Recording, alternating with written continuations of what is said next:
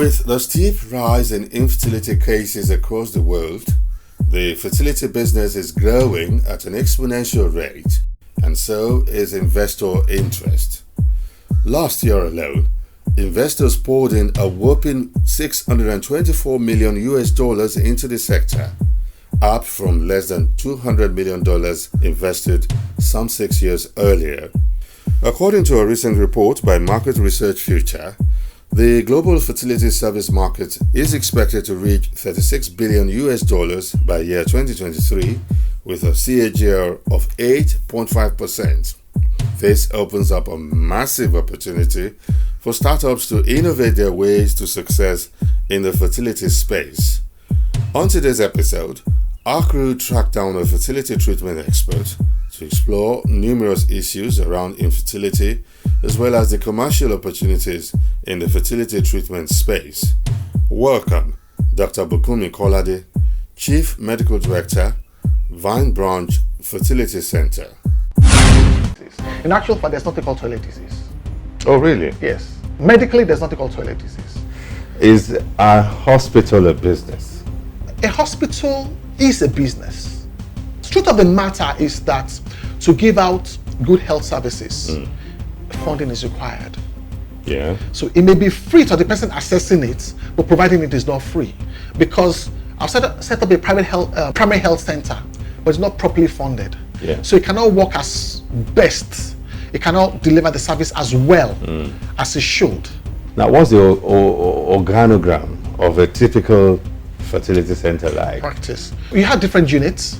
Okay. So you have what we call the clinical unit. You also have an administrative unit. Administrative. Yes. Now you have a unit that combines this, the clinic manager. Ideally, you should have an ethical committee. Ethical committee. Because there's so many ethical issues that are there.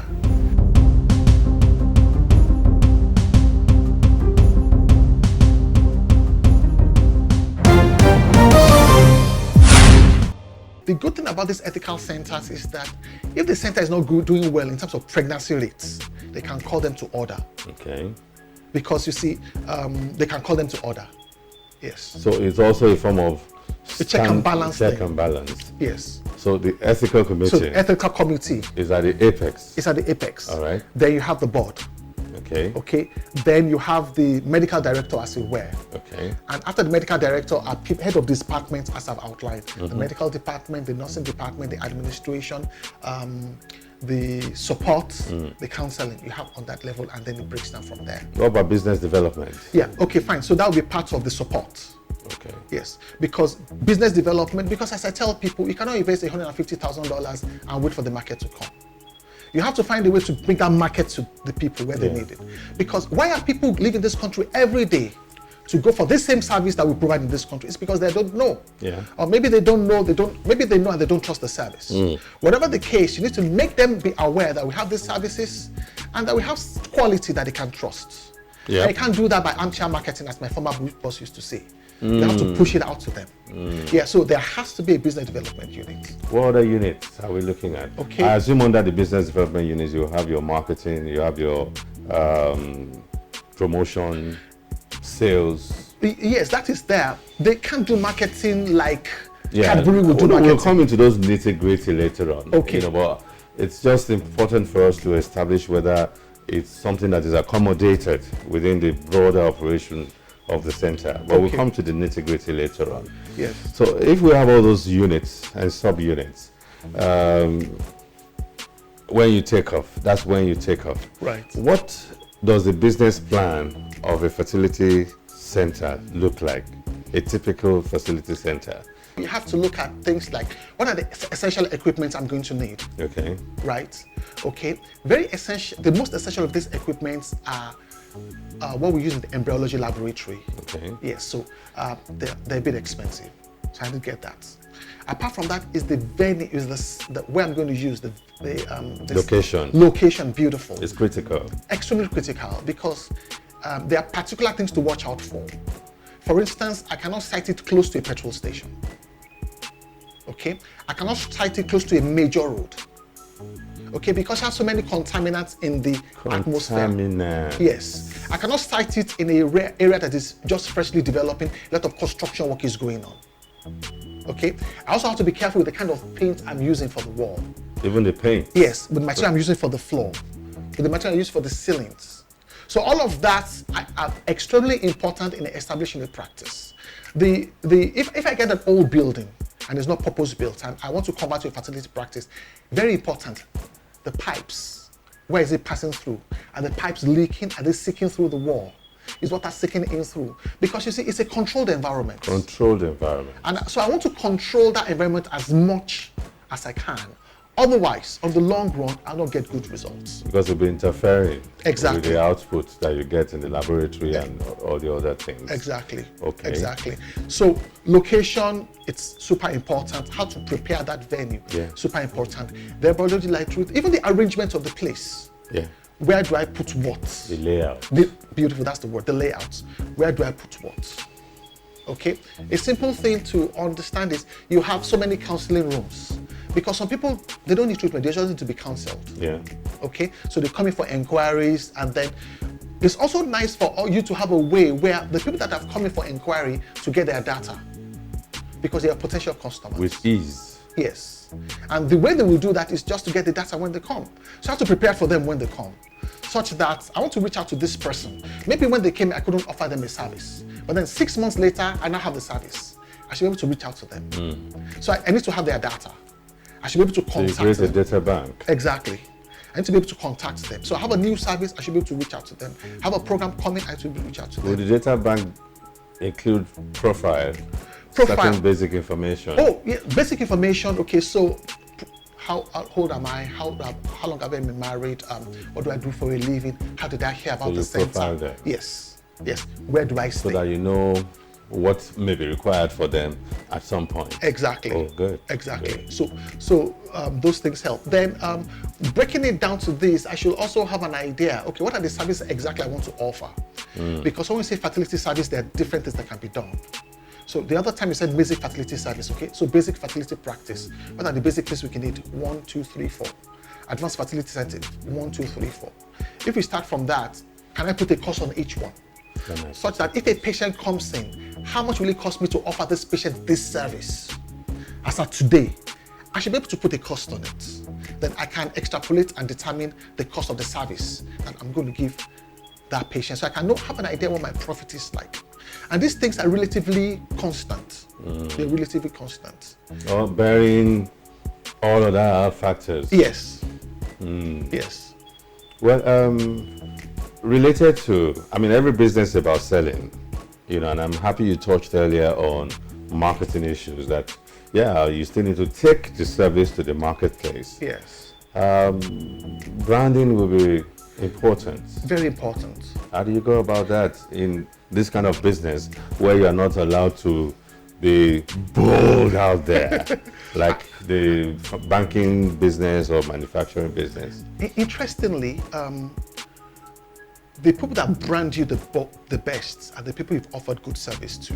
Okay. Yes. They are the people that will tell other people about the service they enjoyed. Word of mouth. So we talk about family and friends. Okay, so someone had a good service with you. Interestingly, you may also want to ask, when you say good service in a fertility practice, what is it? A good service in a fertility practice is not necessarily the patient got pregnant. Because no matter what you do, only 50% of the patient can get pregnant, no matter what you do. Okay, so it has to be more than that. It has to be that consistently the patient is satisfied with your service. It has to be quality. I've had patients talk to me and say, Dr. Kolade, I pray this treatment works. But if it doesn't work, I think your center have done the best for me. For me, that's good service. So how the you patient, made them feel? Beautiful. So it is the overall experience. They are coming in, their interaction with you. So branding for this kind of business is about creating an overall experience that is pleasing, pleasant, and fulfilling. You've summarized it, that's it. So it's less about corporate identity as we have it, splashing fonts and colors and pushing them. It's more about human relations and relationship marketing. Yes, so that's an area. Another area is healthcare workers, the people that have these clients and they can refer them to you. Yeah. Yes, because believe it or not, a lot of doctors still don't know how effective assisted reproduction can be. How effective? How effective IVF treatments can be. Oh, okay. A lot of doctors still be, it's more likely to fail than to succeed. Meanwhile, as I'm talking to you, when IVF started 1979, pregnancy was about 25%. Now we're talking about 65-70%. Whoa. Okay, but a lot of doctors So still the have success rate now has moved to about 65-70%. that high. Yeah, so a lot of doctors still have the 25% in their minds. Yeah, that's what they were taught in school. Exactly. So, but if they see that, this thing really works, then they say, okay, let's go to this center. They also help in building the brand. Yeah. Coming up. Were you allowed to advertise? Well, in the sense of come to my practice for this service, no. Okay. But in the sense that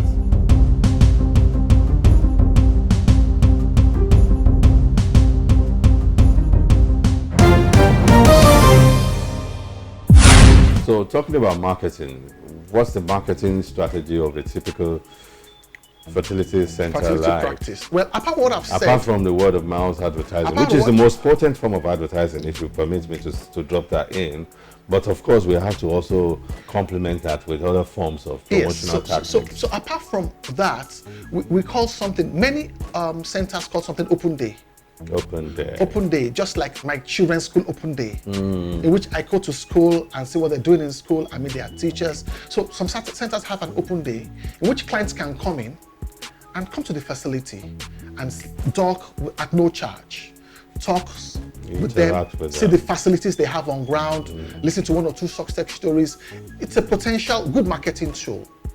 Creating a form of workshop, that because we're talking a lot about fertility issues. Yes. People just come and say, okay, the laboratory, this is what the laboratory looks like. When I collect eggs, this is where I put the eggs. On the 5th day, this is what the embryo looks like. When I transfer it, this is what the process is like. So for the open day, how do you mobilize people to come for it? Good question. So those patients, I said earlier that we have their data. When they came for inquiries, we have their data. Okay. We just push out information to them. Social media, phone calls, email messages. We get that across them, tell them to come. We have this happening. You may want to come and part of it. And then, because at times, double-mindedness is the issue. They're not sure. Can these people offer the service? Sure. Do they have this thing they say that they have? Okay, so when they come in and they interact and say, okay, talk to one or two people that have had a service, see one or two testimonials. Okay, maybe these guys know what they're talking about. It's natural for people to be tentative because they're talking about their body here. And also, we are talking about huge sums of money. in some cases. Yes. So people need to be tentative. Yes. You know. So we need also. So part of. What else do you do? Social media stuff. Okay. So Facebook, WhatsApp, Instagram. Okay. Creating awareness. Creating awareness that yes, these issues are there, but they're not only there. There are solutions to them. There are solutions to them. So it's all about pushing positive vibes out there. Beautiful, beautiful. There are solutions there. Were you allowed to advertise?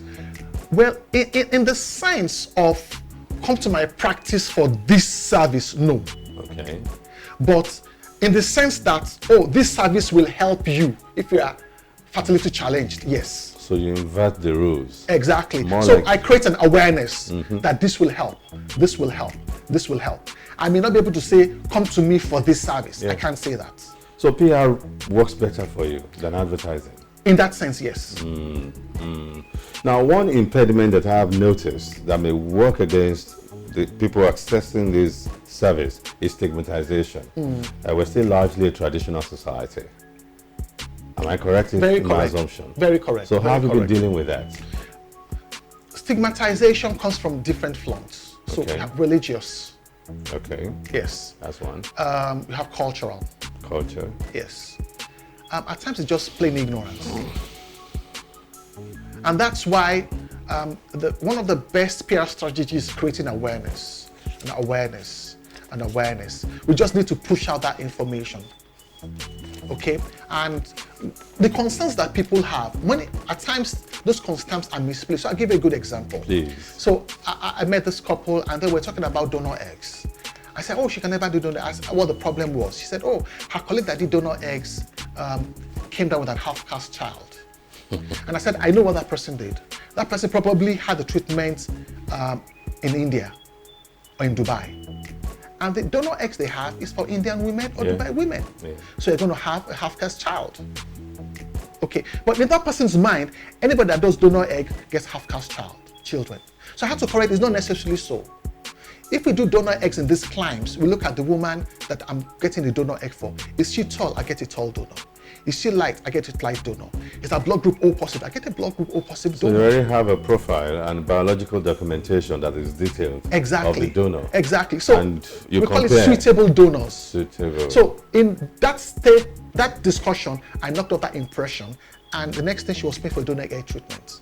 Because that was an impression, wrong impression she had. Okay, what about the stigma of society looking at the baby or the child as a test tube baby or something? Well, what I tend to tell them, and people need to understand this, when we say test tube baby, it doesn't mean the baby goes in the test tube. It still goes in the woman's uterus.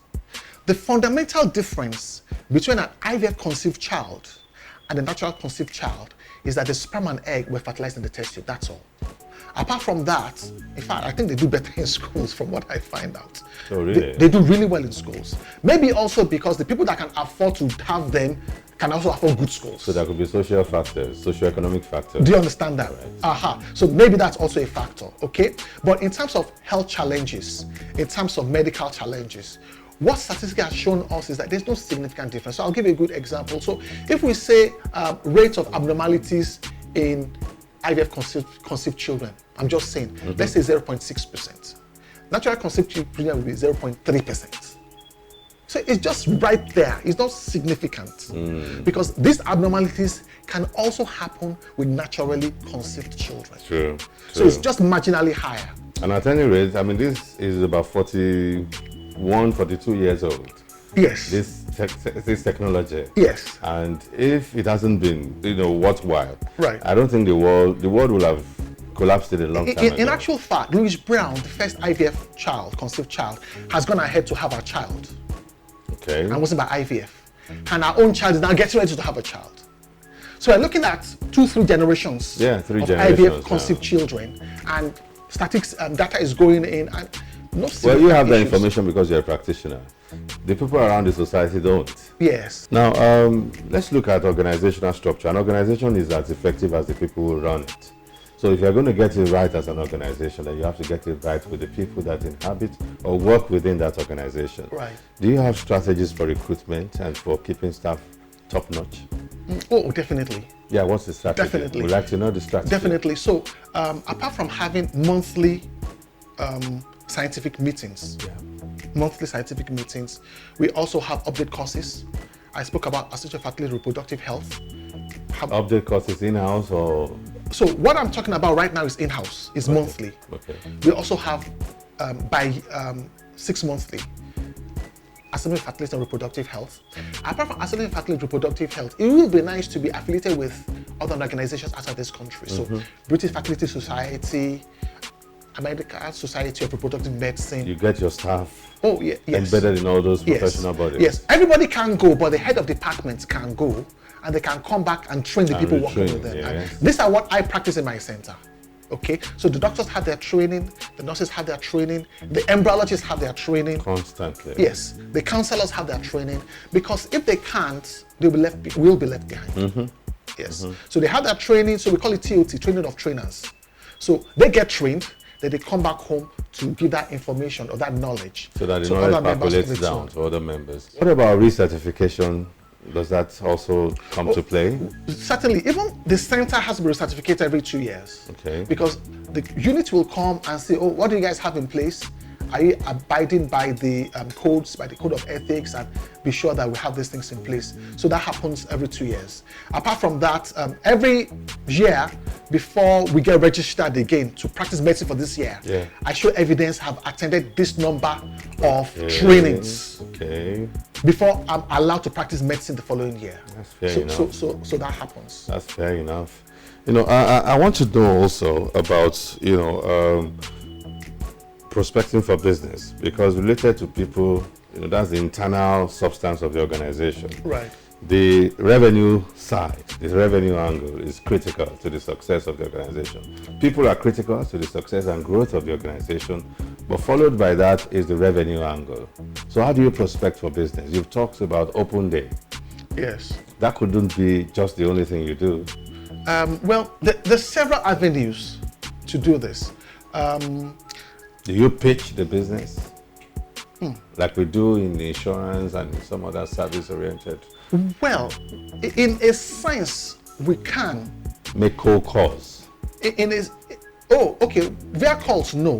What we can do is, for instance, today is International Women's Day. Yeah. International Day of Women. Yeah. Okay, so you could have a women group and address them. Oh, okay. Yeah, okay. So a religious organization, a church or a mosque or any other one is having Mother's Day. Okay. We could address them. Okay, you could have a hospital, a general hospital, a government hospital that doesn't have these facilities. We could address them because it's important to take that service to the market for the people to know that this service is available at this place. So you proactively seek out civic organizations, community organizations, and civil society groups that you can plug into. Exactly. And do a kind of public sensitization and education. Exactly. Okay, so that's been an effective way It's been of taking the helpful. business to the market. It's been quite helpful. Okay, setting up, you've talked about $130,000. That's a lot of money for the average entrepreneur. So what we do in entrepreneurial pursuit is to say, if you focus on the big picture, you might be overwhelmed many times. Right. So what we do is to either look at the stakeholder concept in that industry, or we look at the value chain in that business. So if you have very limited capital to invest, your best bet is to look at the value chain and your cash conversion cycle. Right. And then plug yourself into that point on the value chain. For instance, if I'm interested in livestock poultry business and I don't have sufficient funds, it will be very wrong of me to go and establish a poultry because the cash conversion cycle will last for months and the risk exposure is high. Massive. So what's the value chain? Do I go to plug myself at the supply end of the value chain and begin from there? So I go to buy and supply to the needs, the marketplace, or I set up a cold room and get and keep and sell, or I go to sell the livestock fees. I mean, that's what I mean by stakeholder. That is all of the ancillary support services that help the core activity, the core service that the center is dishing out. So if we're approaching the fertility reproductive business, what's the stakeholder concept like? A good way to approach, there are two things we can look at. All right. So as I said, basically, so you have the doctors, you have the nurses, you have the laboratory. Yeah, for diagnostics. Yes, you have the laboratory. Also for the IVF process, we have an embryology laboratory, okay? And you have support, okay? Support in terms of? Support in terms of creating awareness, business marketing, okay, business all that marketing. is support. All right. Maintaining sterility in the environment, all that is support. So if I don't have $113,000, do have 4 people that have $35,000 that can come together and do this. Okay. From those different, maybe a nurse, a gynecologist, a laboratory person, a support So you look person. for professionals. Yes, we can pull in funds other together. areas, and then you come together and form. So that can happen. The other thing can happen is that, okay, to establish a regular hospital is not that expensive. So I may start with a regular hospital, okay? To build reputation. Build reputation. And I can tell myself, okay, fine, in 6 months, I want to buy this equipment. I buy it, I keep it. And that 6 months, I want to buy in 3 years, 4 years.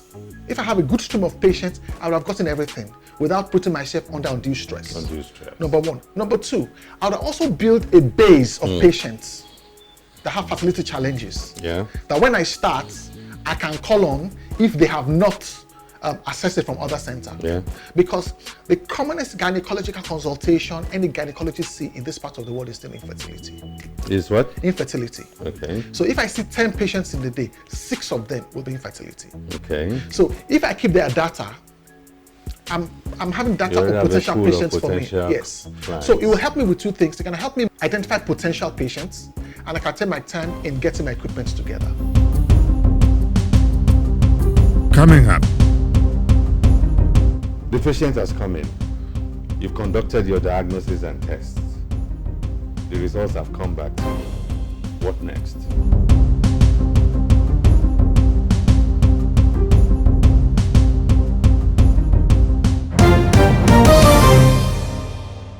Let me jump the gun a bit. I know in other clients, there are those who can act as insurance brokers, specifically for the fertility sector. There are legal requirements. That could be their own area. Yes. They also have their surrogacy law, so somebody could form a surrogacy agency. They also have what they call sperm and egg freezing bank or lab or studio. They call it different kind of fancy names. They say egg freezing studio was just all about it. Sperm bank. Yes. So and so on and so forth. Diagnostic, or those who are in the ICT can come up with mobile apps or tracking apps. Maybe a bracelet I can wear that can track my fertility window, or maybe an app that can track my fertility window or check or diagnose, or even do production of small at-home testing devices. I mean, people can do their pregnancy test at home now. You don't have to go to a lab. Perhaps one could check into those areas. That's what I mean by the stakeholders concept.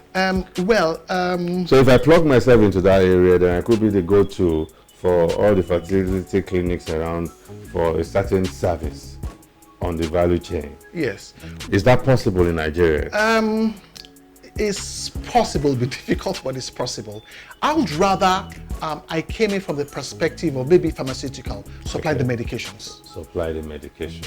Yes. Okay. Supply medications. I can come in that area. I can also come in the area of recruiting egg donors or recruiting sperm donors.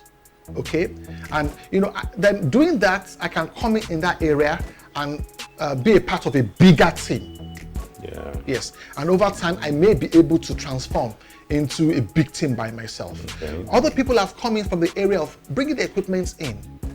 Okay. The diagnostic equipment. The diagnostic equipment. So they may not be able to afford to bring the equipment in for themselves, but they can bring it for other people. Okay. The people pay for it and they make a bit of profit. And over time, they bring a reputation, they bring a brand, and then they can spiral into establishing a practice. A practice. That's what we've described just now is not so commonly done in our parts of the world. What is more commonly done is what I've described. People come together as partners and establish a practice or start a hospital, and then they will dive into a fertility practice. Yeah, but even talking about the practice itself, does it mean that to set up a center, you must have all of these things in place? And there are collaborations or partnerships or alliances that one can broker with other competencies, organizations with other competencies? Okay, fine. So we are bringing a twist to it. Okay. And that's fine. All right. As I said earlier, a major part or the most essential part of a fertility practice is the embryology laboratory. Okay. Okay. So in other parts of the world, I can have an embryology laboratory. That's all I have. And the doctors come in and bring their patients. So an embryology is like you have a theater and the doctors come in to operate their patient and take their patients back. Okay. Yeah, so that can happen. So such that the doctors are not burdened with the fees of starting an embryology lab because there's a good embryology lab they can use. Okay. And I'm not burdened with the fees of recruiting patients because the doctors bring in their patients. So there'll be a collaboration in which there's a center that the doctors can come, do their thing and go back, pay the centers a fee, and they'll go back. That also works so well. It can be tidy. Exactly. And then over time you can grow and now be able to. Beautiful. So I don't necessarily have to have an embryology laboratory. Once I have the basic skills, I can monitor my patients, I can recruit my patients, they can sign consent. Okay, after I've done that, I can take them to the embryology laboratory, collect the eggs, fertilize the sperms, take them back, then they come back 5 days later for the transfer. So I don't have the overhead of the embryology laboratory on my bill. On your bill. Yes, all I just have is my consulting room, and from there I can go into. So partnerships and alliances are permitted. They by the work quite association, well. as long as those you are partnering with are members of the association. Exactly. And they've also gone through the rigor of being certified to practice. Yes. All right. Now, the patient has come in. You've conducted your diagnosis and tests. The results have come back to you. What next?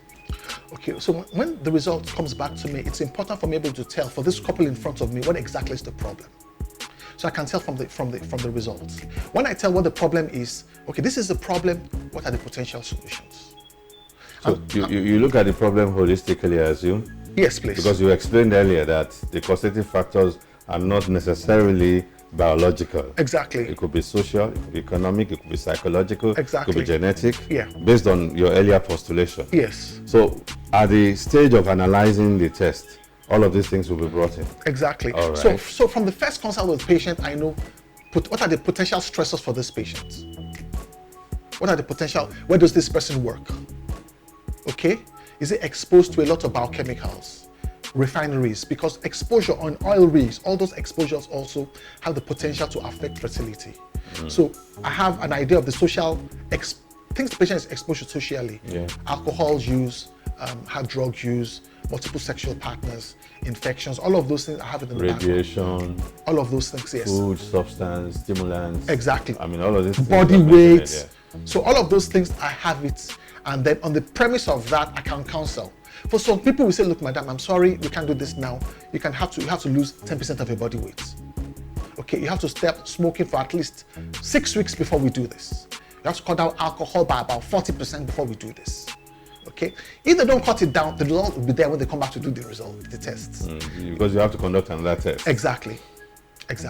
Yeah, so we know what the issues are, we know what the problems are, and then we can say, okay, we think these are the potential solutions. If you take this one, it gives us a chance of 20%. If you take this one, it takes about 60%. If you take this one, it takes about 5%. Okay, I'm giving all this because you see, the fact that a doctor has recommended it does not mean it's acceptable. Coming back to the culture. Okay, so what is acceptable to me? Mindset. Exactly, what is acceptable to me? Okay, the 60% optional chance of pregnancy is not acceptable to me. I like the pregnancy rate, but the process I don't like it. Or the process I can't afford it. What can I afford? So after you finished giving your prescription, in terms of maybe it's counseling or in terms of maybe further treatment, Yes. or maybe you're now bringing them into the technology of artificial conception. Right. What next? Okay. Well, so for the people that are counseling, usually we'll have feedback after 6 to 8 weeks to see 6 how to they're 8 doing. weeks. Yes. But for people that need the fertility treatments, Yeah. usually we will spell out timelines for them. Okay. This is how we start. This is how we start. This is how we start. So we have 4 stages. Okay. So stage 1 is when we get the gametes together, the sperm and the egg together. Okay. It may take about 2 weeks. No, spelling out the stages based on what? What are the factors that determine the timelines that you prescribe or that you follow? So depending on what the patient needs to do. So generally speaking, some people will just need counseling and that's it. Some people need a form of treatment that is called intrauterine insemination based on the result of their tests. Intrauterine insemination. Okay. Okay. Some people need what we call in vitro fertilization. Okay. Some people need what we call intracytoplasmic sperm injection. ICSI. So based on the result of the test, we can say 1, 2, 3, 4, 5. This is what this person needs. This is most appropriate. And then we induce them into that. They have a discussion. We call it a treatment discussion. Okay. This treatment we're recommending, this is what it entails. You can ask me your questions now. These are my chances that will succeed. These are chances it will work. These are the potential complications that are possible. And this is the many we've had in the last 1,000 cases. Okay. You understand? So they know their chance. Exactly. Okay. Before they go into it. And if you're not comfortable with this, can we do this? Okay. Okay. This is how much this will cost. So we have that discussion before they even go, before they make a commitment. Before they begin commitment. Yes. So you lay down the options, and then once there's a commitment to a particular option, yes, you spread out the timeline. That's right. Based on what? Is it their body system or their ovulation cycle? Oh, definitely work with their body system. Okay. Work with their body system. As I tell people, it is assisted conception. Assisted conception. We are assisting what is there. We can't create it. Yes. So we still work with the woman's hormonal cycles, and then we latch into that to do the test and the evaluations we have to do. Then you said there are 4. At least 4 different interventions. Okay. Yes. And you mentioned 3 now. Yes.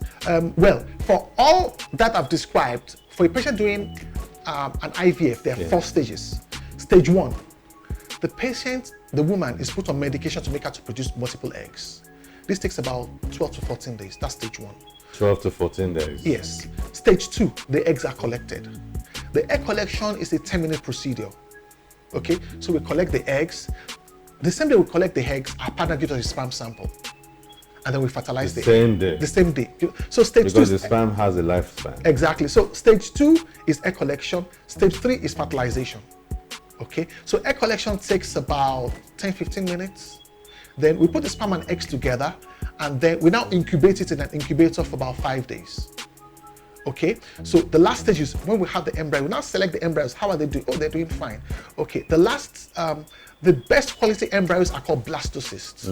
We now select 2 of the blastocysts and return it back into the womb, which will be the last stage. So stage 1 is stimulation to produce eggs. Stage 2 is egg collection. Stage 3 is fertilization of the sperm and egg. And stage 4 is when we return the embryos back into the womb. And then we now have 2 weeks that we have to wait to know. These embryos are put in the womb. Are they attached? Or are they not attached? And then we have the 2 weeks. That's very important. Yes. So after 2 weeks, you reevaluate. After 2 weeks, now do a pregnancy test. Because the pregnancy test will help us know as the embryo is implanted. If it's positive, fantastic. If it's negative, then we have to see that what happened here. Why didn't it work? We now review all of that. We review the laboratory process, the theater process, we review the human history. We can say that we think this is what the problem is, and we think this is what we can do to help. To help. Yes. So we can review that cycle and can have another shot at it. So that means you repeat the process again. Many times, yes. But at times you have a patient that has some leftover embryos. Maybe she had 8 embryos that were top quality. We've put 2 inside. She still has 6. That has been frozen. That has been frozen, exactly. So she can come for that process without going through the 4 process I spoke about. No stimulation, no egg collection, no fertilization, just embryo transfer. Okay. So we thaw the embryos, we take out the best 2 and put back. And that will be at no cost? And that's at about 1/3 of the cost. Okay. Yes. So for every new process, there is some payment. Yes. It's just that it will be reduced Exactly. to some degree. Exactly. Okay. Exactly. So after that, we go through the 2 weeks period again. Pregnancy tests, positive, fantastic. Negative, then we repeat that. But by the time someone is having 4 treatments and it's not working, we know there is something we are not able to tell. Remember I said earlier, at times you have the immune system that is rejecting embryos. Exactly. So that calls for more extensive tests. These tests are as expensive as IVF cycles themselves. So that's why we're not in a hurry to rush into them.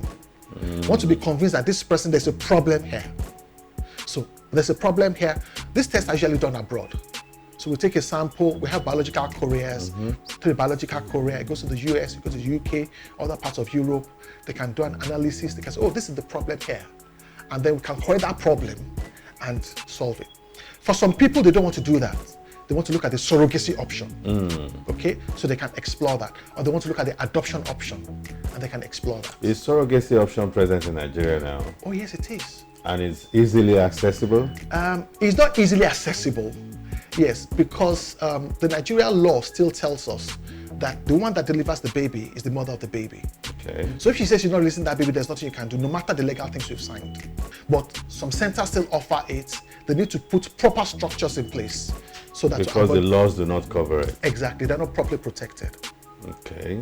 But what about these contracts that we hear that people sign? And these contracts are as good as people abide by them. So you only rely on the integrity of the surrogate. So in that case, it might be safe for the client to bring the surrogate. Yes, but you know that also has a downside. Okay. The downside is I can come knock in my house 10 years later. Because it knows. Do you understand that? So we have all that sides to it. It's a push and pull kind of, it's a line that you have to walk. Yes, so more often than not, what people do is that the surrogate doesn't meet the commissioning parents. Okay. Okay, there's a middleman. Okay, number 1. Number 2, many times the surrogate tends to stay with that middle person for the time of the pregnancy. Okay. Number 2. Number 3, once that baby is delivered, the surrogate doesn't even get to breastfeed, doesn't even get to handle. Baby comes out, hand it to commissioning patients, and that's it. When they're paying their money. Yes, so that bonding doesn't happen, and then the surrogate doesn't have a rethink on the agreements or the discussion they had before. Coming up.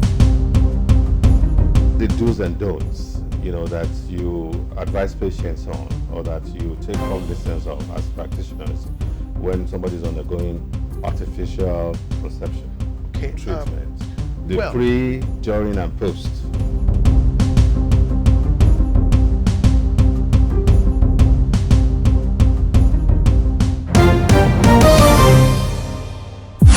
What about the sperm donors? Yes. And those who donate their ovary as well? Yes. So for them, more often than not, we do anonymous donors. Okay. So the sperm donor has signed something that I'm giving this free will. I'm giving it anonymously.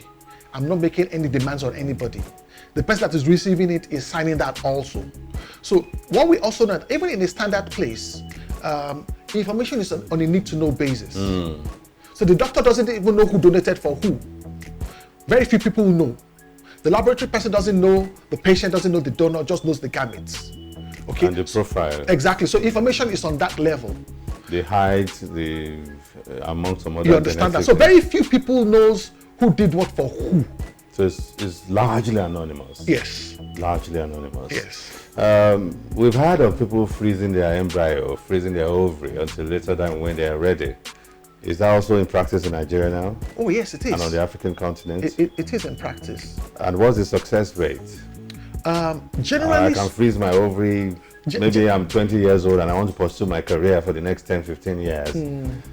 So generally, we've had very good success with freezing of sperms, freezing of embryos, but freezing of eggs is relatively new. The technology is not so advanced, so the results are not so good. So freezing of sperms, we're talking about 70%, recovery rate. But with eggs, freezing of embryos and freezing of sperms, we're talking about 70% recovery rate. After how many years? Well, what we say in Nigeria, 5 years is the limit. Okay, some people, depending on when they need it, they may come in after 2 years, after 3 years. In another climb, it could go for how many 25 years. But for now in Nigeria, we're saying don't keep the embryos for more than 5 years. More than 5 years, that's safe. Yes. But for the ovary? Okay, so the technology of egg freezing in the ovary, egg freezing in Nigeria is slowly coming into place. And as you rightly said, it's for people that, okay, maybe I'm 28 years old, I'm 30 years old, I don't have a partner yet, I want to get involved in my business, in my career. I probably not be free till I'm 35 till I'm 37, but I want to preserve the quality of my eggs. So that can happen. We have a few people coming in to preserve that. It can happen. As I said, the technology is not so well developed. So well developed yet. Yet, exactly. Such that, as I said, 10%, 70% recovery rate for sperms. But here it's still about a 20-30% recovery rate. Such that if I freeze 20 eggs, if I come back 7 years later, maybe I'll have like 5-6 recovery surviving the thawing freezing process. As opposed to sperms in which as high as 70% of the sperms still survive that process. Yes. All right. That's fair enough. I mean, because it's better than nothing. Well, yes, I agree. So, what are the do's and don'ts? That you advise patients on, or that you take cognizance of as practitioners when somebody's undergoing artificial conception treatment, the pre, during, and post. Well, stress. Physical stress, emotional stress. Because you see, stress is not just a physical thing, it's also a hormonal thing. Okay, so I'll give you a good example. A guy is stressed, then he has an erectile dysfunction. A woman is stressed, she has a low libido. Okay, because you see, stress translates to other things in the body. It triggers some other hormones, so they have to avoid that as much as they can. Okay, we have to avoid that. Then we say live healthy, take a lot of water, take a lot of vegetables, take fruits. Organic food. Yes, avoid smoking, avoid alcohol, limit coffee to not more than 2 cups per day. Oh, really? Cut down on exercise. So this cut down exercise. On exercise. Yes, especially for the woman. Yes, cut down on exercise. Okay. Yes, of course. Once embryos are transferred, to do a pregnancy test, no exercise, none at all. Yes. The critical period is the first 48 hours. Stay in bed most of the time.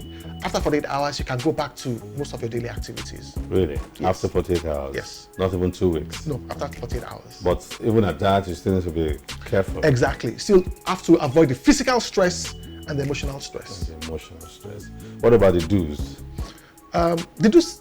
So the things I've said: take my medications, take a lot of water, take a lot of fruits, take vegetables. Basically, those are the do's. Now, payment plans, because I hear these things are very expensive. Okay. Well, like most things in Nigeria, there's no regulation on the costs. Okay. So most people just have a cost. Okay. So, but the cost in Nigeria ranges between 800,000, which is about $2,000, to about 1.8 million, which is about $6,000-7,000. Between $2,000 and $7,000, depending on where you're practicing, depending on what you're doing, depending on the other add-ons that are added to it. That's the range. Okay. Yeah, for most centers, they insist that full payment is made before that process starts. Okay. Yes. For most centers. For most centers. What do you practice at your center? Okay. What we practice for a long time really is that people will make 70% deposits before the treatment starts. But the first year of doing that, we lost almost 10 million naira. Yeah. Because people will make a deposit and then they call for embryo transfer and say, I don't have the balance, and the embryos are there. And say, I have to freeze these embryos. Freezing the embryos will cost them another 100,000. Yeah. They're not prepared for that. So you put it in goodwill, they come and make a payment for you in 2 weeks, and you don't see them again. So good people spot the route. Yeah. How can we make it affordable? What do you think the industry or the can do to make it profession affordable? Can do to make it affordable? Let me start with this. The Western world is not seeing infertility as a problem. Okay. So they're not likely to make the technology more affordable. Okay. The Western world saw HIV as a problem and have made the drugs more affordable. They've seen malaria as a problem, has made the drugs more affordable. They've seen tuberculosis as a problem, has made the drugs more affordable. Yeah. So the number one problem is that we're dependent on the Western world to improve this service. And as long as we're doing that, we'll have to wait forever. They don't see infertility as a problem. Yeah. Okay? And that's why even abroad, fertility treatment, we talk about $10,000. We talk about $15,000, $20,000. So even with them, it's quite expensive. It is. Yes. So what can we do? Fortunately, we have other developing countries that see it as a problem and have found a way to give us drugs that are more affordable. Okay. Have found a way to give us equipment that are more affordable. Okay? So they know how we've trained in it, but then we can get equipment that are useful but more affordable, drugs that are useful and more affordable, and then the price can come down. And what I've seen happen now is reverse tourism. Okay. More often than not, Nigeria leave these countries to go and do treatments outside the country. All right. But what I'm seeing now is people leaving America to come for treatment in Nigeria. Oh. Because the treatment is like 1/4 of the cost they would have paid in America. True. Or less than 1/3 of the cost. Much less. Do you understand that? So that's some reverse form of tourism. So medical tourism is already happening in the fertility sphere. Yes, it is. And Nigeria is reaping GDP from that already. Because I know for a fact that a lot of Americans travel to Ukraine. Beautiful. For Beautiful. conception. So to go to Ukraine, the laws there are less rigid, they're more flexible. They're more flexible. Yes, and the cost is not as much. They go to Ukraine, go to UAE, go to India, yes, to access this service. So if Nigeria can benefit from that sector, why not if not? Exactly. Now, before we let you go, I'd like to know how you conceived the idea of this is what I want to do for a living. I mean, people go into medical practice for sundry reasons. Some are attracted to it because they wanted to solve the problem in the cardiac area as cardiologists. Right. And some because they love children, so they're pediatricians. You chose gynecology and obstetrics. Yes. What informed that decision? For me, I had an aunt that had a child with conception. All the time that woman was alive, I never had my father pray without mentioning her name and praying that she'd get a child. So when I entered medical school, I was interested in fertility. Okay, so so because of that, I had a bias for obstetrics and gynecology. Okay, so we'd like to know, you're doing well presently. The fertility clinic is doing very, very well right now. So what's the projection to the future? What are your future plans? 2, 3, 5 years down the line, what are we going to be getting? Right now, we're doing about 25, 30 cycles per month, which honestly is still scratching the surface, even for your state. That's an average of like less than 1 a day. Yes, we're still scratching the surface. So we want to create more awareness because more people still need to be rich with this information. That's one thing. Number two is that we also, there's some other aspects of this that we want to delve into. And I'll give you a good example. Yeah, as I said earlier, after the age of 38, 40, pregnancy rates drop significantly. Okay. But then you have a 40-year-old woman, and so after the age of 38, 40, many women tend to use donated eggs. But then you can have a 42-year-old woman, she's still getting her periods, she still has eggs, but she doesn't want donated eggs. You need a higher technology to be able to help that woman. To conceive. Yes, so we're looking at that on the long run. 5 years down the line, that's what we look. So apart from expanding our reach, we're also trying to see how to give out better services for a group of women that do not want to use donated gametes. Okay. Yes. This may eventually lead us into stem cells. Stem cell research. Stem cell research, which really is the apex of fertility practice. So I'm saying another 3-5 years, we may just be heading in that direction. And that's a very tall one. And also a gladdening one, because a lot of our people are always interested in what's the top notch. Nigerians want the best that they can possibly get. I found out. So if your fertility center that is just about 5 years old is already thinking along the line of being at that technological level, of stem cell, which many European countries have not even attained as we speak, then that's something we need to clink our glasses on and be excited about. Thank you very much, sir. Now, what's your final word as we wrap up the program? Well, final words on 2 platforms. Number 1, if there's a challenge with conception, there is hope. Don't give up. Don't keep to yourself. Reach out. Talk to someone. Whether your partner is supportive or not is not important. Reach out first and let's see how things work out. In fact, the fact that you talk with someone will even give you some form of satisfaction, will alleviate the load. They say a burden shared is a burden halved. So that's on one aspect. On the other aspect is that healthcare business is a profitable business. You will need to have tutelage. You may need mentorship. You may need a formal education. You will need investors, but it is worthwhile. You may not make good money over a short period of time. On the long run, it's a worthwhile venture. Those are the 2 things I want to say on this program. And on that very positive note, Dr. Bukunmi Kolade, I want to thank you so very much. It's my pleasure to be with you this afternoon. For honoring our invitation to be on the program. It's my pleasure. This has been mentally enriching. I want to tell you, we've been having this program for over 3-4 years now.